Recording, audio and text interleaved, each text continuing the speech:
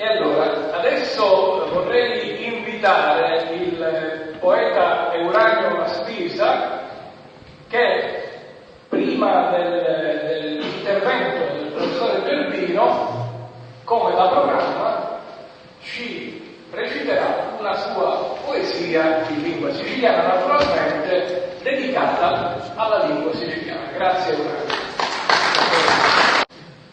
La lingua siciliana, potenza della lingua siciliana, di musica, del ritmo, d'armonia, balsamo con il cuore tocca e sana, l'anticamente, sì, della poesia, della contemporanea fu adottata, a tutti è letterata e conosciuta, per nobile e regnante la parlata, e di levate verse fu spremuta.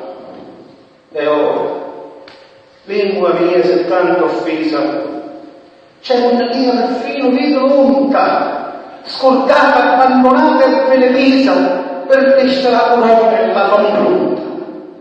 Poeti, tutti, gente di coscienza, che avete la cultura dell'Omera, facete l'uso con la vostra scienza, redateci l'onore e la bannera,